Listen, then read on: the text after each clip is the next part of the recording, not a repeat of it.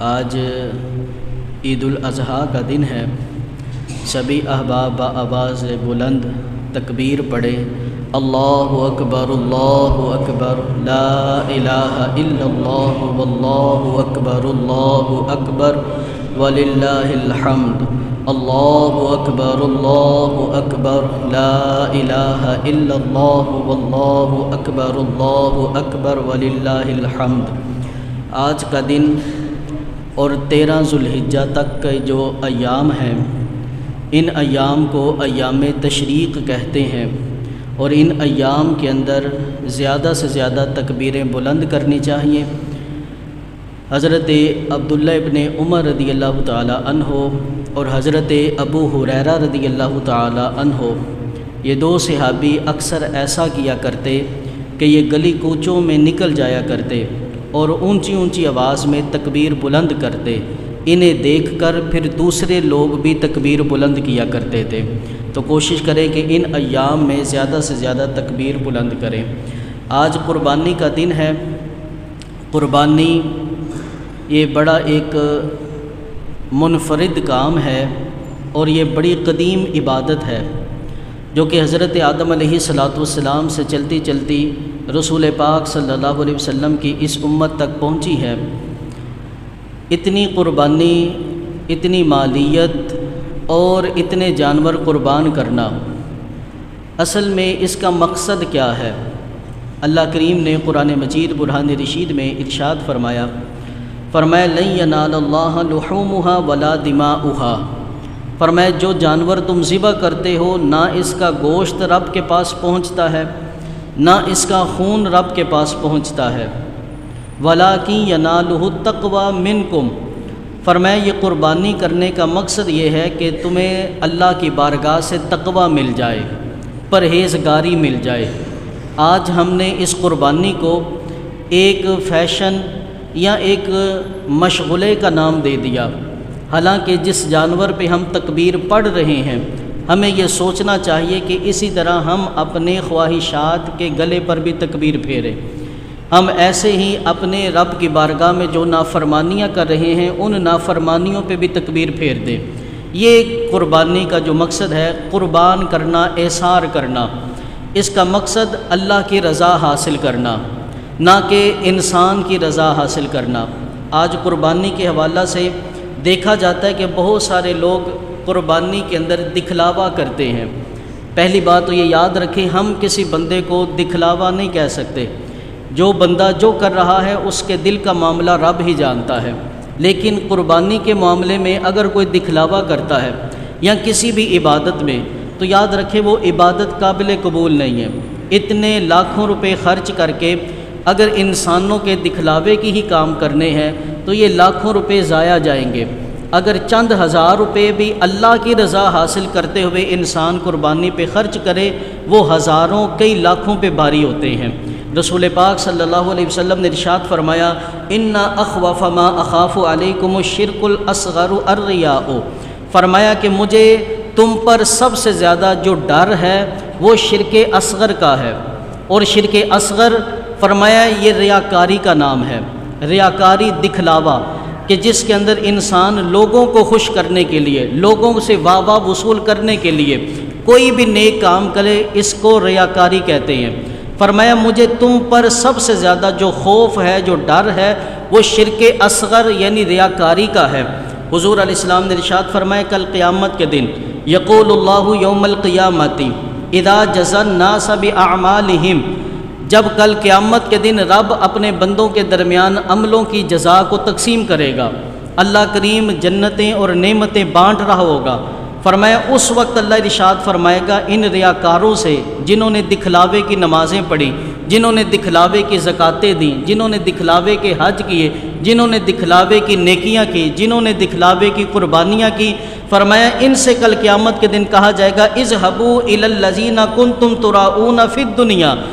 اللہ فرمائے گا جاؤ جا کر ان سے اجر حاصل کرو جن کے دکھانے کے لیے، جن کو دکھانے کے لیے تم عمل کیا کرتے تھے،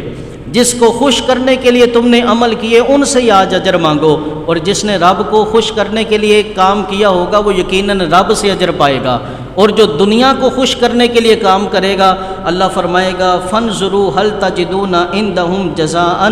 آج دیکھتے ہیں کہ تم ان میں سے کون ہے جو تمہیں جزا دے گا۔ تو کل قیامت کے دن کوئی بندہ کسی کو کوئی بدلہ نہیں دے سکتا، جو بدلہ دے سکتا ہے وہ صرف رب ذوالجلال کی ذات ہے۔ تو انسان کو چاہیے کہ جو عمل کرے وہ رب کی رضا کے لیے۔ اور دیکھیں ریاکاری یہ کتنا بڑا جرم ہے، کتنا بڑا یہ گناہ ہے کہ رسول پاک صلی اللہ علیہ وسلم نے ارشاد فرمایا، حضرت ابو سعید خدری رضی اللہ تعالیٰ عنہ اس کے راوی ہیں، فرمایا الا اخبرکم بما هو اخوف علیکم عندی من المسیح الدجال، فرمایا کہ دجال کے فتنے سے زیادہ مجھے تم پر ریاکاری کا خوف ہے۔ دجال کا فتنہ فرمایا اتنا بڑا نہیں جتنا ریاکاری کا فتنہ بڑا ہے۔ دجال انسان کو وہ نقصان نہیں پہنچا سکتا جو ریاکاری انسان کو نقصان پہنچا دیتی ہے۔ تو اتنی بڑی یہ بیماری، اتنا بڑا یہ وبال، تو اس لیے ہمیں سوچنا چاہیے کہ ہم ریاکاری سے بچیں۔ رسول پاک صلی اللہ علیہ وآلہ وسلم نے ارشاد فرمایا ان یقوم الرجل یصلی، جو بندہ نماز پڑھے اور اس انداز میں نماز پڑھے فیزین صلاتہ، وہ اپنی نماز کو اچھا کرے کہ مجھے جو بندہ دیکھ رہا ہے اس کی نظر میں میں اچھا نمازی بن جاؤں۔ فرمایا جس نے اس نیت سے نماز پڑھی اس نے ریاکاری کی، لوگوں کو راضی کرنے کے لیے جس نے عمل کیا اس نے ریاکاری کی، اور اس کا کل قیامت کے دن کوئی بھی اجر نہیں ہوگا۔ تو ہمیں چاہیے کہ یہ قربانی ہو یا حج کا موسم ہو، نمازیں ہوں یا زکاتیں ہوں، کوئی بھی نیک عمل کرے، ہمیں چاہیے کہ ہم اللہ کی رضا حاصل کریں، لوگوں کو دکھانے کے لیے نہیں، لوگوں کو بتانے کے لیے نہیں، لوگوں کو سنانے کے لیے نہیں، بس رب ذوالجلال کی رضا کے لیے ہمیں عمل کرنا چاہیے۔ قربانی کا طریقہ، جانور ذبح کرنے کا طریقہ کیا ہے، اس پر بھی غور کریں کہ سب سے پہلی چیز تو یہ ہے،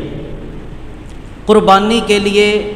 جو ذبح کیا جاتا ہے، چھری پھیری جاتی ہے، تکبیر کہی جاتی ہے، اس کے لیے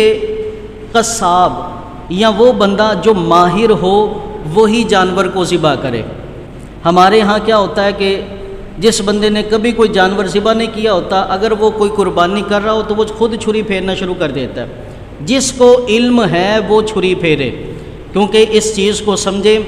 دالیں، سبزی، اناج یہ سب پاکیزہ ہیں، ان میں صرف ایک چیز کا ہونا ضروری ہے، رزق حلال کا، حلال کمائی سے خریدی ہوئی یہ چیزیں آپ استعمال کریں، یہ آپ کے لیے حلال ہے۔ لیکن جانور کے اندر دو چیزوں کا حلال ہونا ضروری ہے، حلال کمائی کا اور دوسرا حلال طریقہ۔ یہ اگر حلال کمائی تو ہے لیکن طریقہ حلال نہیں تو پھر جانور حلال نہیں ہوتا، یہ جانور کھانا جائز نہیں ہوتا۔ اب جانور کو ذبح کرتے ہوئے حلق کے ارد گرد 4 رگیں ہوتی ہیں، یا چاروں کا کچھ نہ کچھ حصہ کٹ جانا ضروری ہوتا ہے۔ اگر یہ نہیں کٹتا تو یاد رکھے جانور حلال نہیں ہوتا، اس پہ تکبیر بھی پڑھ لیں وہ حلال نہیں ہوتا، ان رگوں کا کٹ جانا بھی ضروری ہوتا ہے۔ تو جب جانور کو ذبح کریں، سب سے پہلے تو یہ کہ جانور کو ذبح کرنے والا اور جانور ان کا منہ قبلے کی طرف ہونا چاہیے، یعنی اس انداز میں جانور کو زمین پر گرانا چاہیے کہ اس کا منہ قبلے کی طرف آئے، اس انداز میں، یہ نہیں کہ جانور کو گرانے کے بعد اس کی دم اور ٹانگیں پکڑ کر ہم اس کو گھسیٹ رہے ہوتے ہیں کہ بھئی قبلے کی طرف منہ کرو، قبلے کی طرف منہ کرو۔ یاد رکھیں رسول پاک صلی اللہ علیہ وآلہ وسلم نے ارشاد فرمایا جانوروں پر رحم کرو،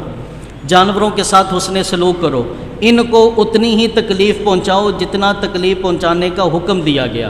یعنی جو ذبح کا حکم دیا گیا ہم صرف ان کو ذبح کرتے ہوئے جو تکلیف ہے وہی دیں گے، اس کے علاوہ دیگر تکلیف نہیں دیں گے، یعنی زمین پر گرا کر اس کو گھسیٹنا نہیں چاہیے کہ اس سے جانور کو تکلیف ہوتی ہے۔ ایک محدث تھے، ان کا وصال ہوا تو ان کو کسی نے خواب میں دیکھا کہ ان سے پوچھا کہ بھئی اللہ نے تمہارے ساتھ کیا سلوک کیا؟ انہوں نے کہا جی اللہ نے میری بخشش فرما دی۔ پوچھا کس وجہ سے بخشش کی گئی؟ وہ بزرگ کہنے لگے میں نے ساری زندگی حدیثیں بھی پڑھائیں، قرآن بھی پڑھایا، لیکن میرا ایک عمل اللہ کو ایسا پسند آ گیا کہ میرے دیگر عملوں کو پوچھا ہی نہیں گیا۔ کہا وہ عمل کون سا تھا؟ کہنے لگے ایک دفعہ میں اپنی لائبریری میں بیٹھا حدیث لکھ رہا تھا، میرے اچانک قلم کی نوک پہ سیاہی جو لگی تھی، ایک مکھی آئی اور وہ سیاہی چوسنا شروع کر دیا، میں نے اپنا قلم وہیں پہ روک دیا کہ یہ مکھی اپنی پیاس بجھا لے پھر میں لکھنا شروع کروں گا، کتنے کو یہ سیاہی پی لے گی۔ وہ محدث کہتے ہیں بس میں نے وہ ایک لمحے کے لیے اپنا قلم روکا کہ یہ مکھی پیاسی ہے، یہ تھوڑی سیاہی پی لے، کہنے لگے اس عمل کی وجہ سے اللہ نے میری بخشش فرما دی، ایک مکھی پہ میں نے رحم کیا، اللہ نے میرے اوپر رحم کر دیا۔ آج یہ قربانی کا جانور جو رب کے نام کا ہے، آج یہ قربانی کا جانور جسے رب فرماتا ہے یہ میری نشانیوں میں سے ہیں، یہ وہ قربانی کا جانور جس کا پہلا قطرہ زمین پہ گرتا ہے تو اللہ قبول کر لیتا ہے، یہ وہ جانور کہ جس پر کل قیامت کے دن پل صراط پہ ذبح کرنے والا، قربانی کرنے والا اس پہ سواری کرے گا، یہ اتنا متبرک جانور، اور اس کے ساتھ ہم ظلم و ستم کریں؟ نہیں، ایسا طریقہ اپنائیں کہ جانور کو اس انداز میں گرائیں کہ وہ قبلے کی طرف گرے۔ اس کے بعد جانور کی گردن کے ایک پہلو پر اپنا ایک قدم رکھنا اور پھر اپنے ہاتھ سے تکبیر کہنا۔ تکبیر کہتے ہوئے یہ یاد رکھیں، اگر کوئی بندہ یہ کہتا ہے کہ بھئی مجھے تکبیر پڑھنے، مجھے چھری پھیرنی نہیں آتی، کسائی چھری پھیرے میں اوپر ہاتھ رکھ لوں گا، تو یہاں یہ مسئلہ یاد رکھے، چھری کے اوپر جتنے بندے ہاتھ رکھیں گے، چھری کے اوپر چھری چلاتے ہوئے جتنے بندے ہاتھ رکھیں گے، وہ کسائی کے ہاتھ پہ ہاتھ رکھیں یا چھری پہ ہاتھ رکھیں، سب پہ تکبیر پڑھنا لازم ہے، سب پہ بسم اللہ اللہ اکبر پڑھنا لازم ہے۔ اگر ایک نے نہیں پڑھا، سب نے پڑھ لیا تو جانور پھر بھی حلال نہیں ہوگا، سب کا یہ تکبیر پڑھنا ضروری ہے کہ جو چھری کو یا کسائی کے ہاتھ کے اوپر ہاتھ رکھ کے تکبیر پھیرتے ہیں۔ رسول پاک صلی اللہ علیہ وسلم کون سا جانور اور کیسے ذبح کیا کرتے تھے؟ حضرت انس بن مالک رضی اللہ تعالیٰ عنہ روایت کرتے ہیں، کہتے ہیں ضحى رسول اللہ صلی اللہ علیہ وآلہ وسلم بکبشین املحین اقرنین، رسول پاک صلی اللہ علیہ وآلہ وسلم عید الاضحیٰ کے دن 2 مینڈے لایا کرتے۔ 2 مینڈے ایسے ہوتے جو چت کبرے ہوتے، یعنی ابلک رنگ کے ہوتے، سفید جانور ہوتا، اوپر کوئی چھٹا کسی رنگ کا ہوتا، چت کبرے جانور ہوتے اور سینگوں والے ہوتے، سینگوں والے مینڈے حضور ذبح کیا کرتے تھے، اور کہتے ہیں ذبحہما بیدہ، اپنے ہاتھ سے رسول پاک صلی اللہ علیہ وآلہ وسلم ذبح کرتے، وسما اور بسم اللہ پڑھتے، وکبرا اور اللہ اکبر پڑھا کرتے تھے۔ اسی طرح حضرت اماں عائشہ صدیقہ رضی اللہ تعالی عنہا آپ فرماتی ہیں کہ رسول پاک صلی اللہ علیہ وآلہ وسلم نے ارشاد فرمایا عائشہ ایسا مینڈا لے کر آؤ جو سیاہی میں دیکھتا ہو، سیاہی میں چلتا ہو اور سیاہی میں بیٹھتا ہو، یعنی اس کی آنکھیں، اس کا پیٹ اور اس کے پاؤں کے جو ٹانگوں کا رنگ ہے یہ کالا ہونا چاہیے، یہ کالے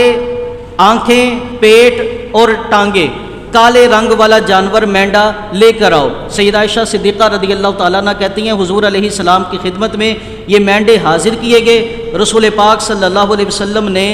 فرمایا کہ چھری کو تیز کرو،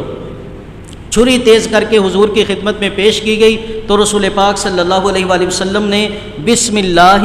اللہم تقبل من محمد و آل محمد و من امتی محمد صلی اللہ علیہ وآلہ وسلم یہ پڑھتے ہوئے جانور کو ذبح کیا کرتے تھے۔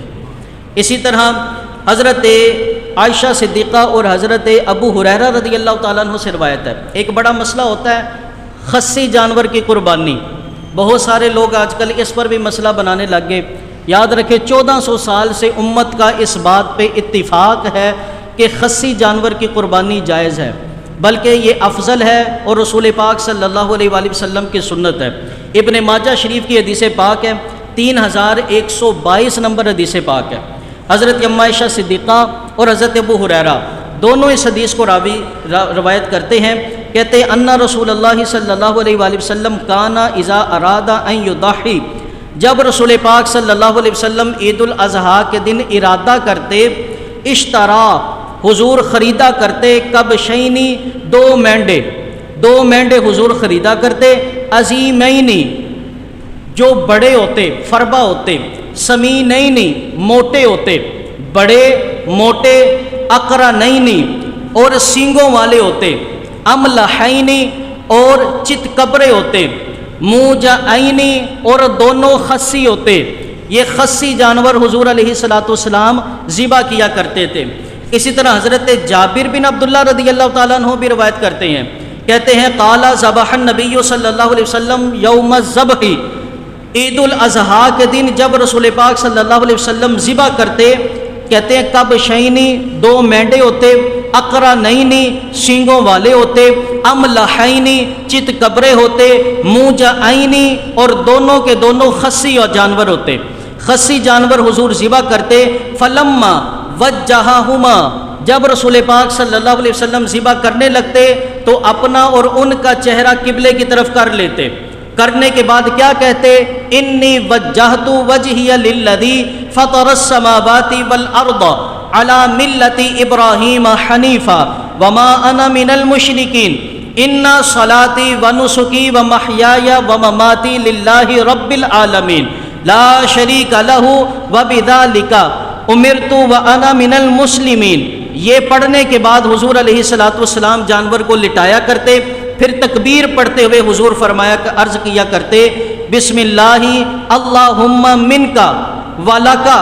ان محمد و امتہ بسم اللہ واللہ اکبر۔ یہ کہا کرتے اللہ تیرے نام سے شروع کرتا ہوں، وہ اللہ جو سب سے بڑا ہے، اے اللہ یہ جانور تیرے لیے اور تیری طرف سے ہی، میں اپنی طرف سے، اپنے گھر والوں کی طرف سے اور اپنی ساری امت کی طرف سے تیری بارگاہ میں پیش کرتا ہوں۔ بولیں ذرا محبت سے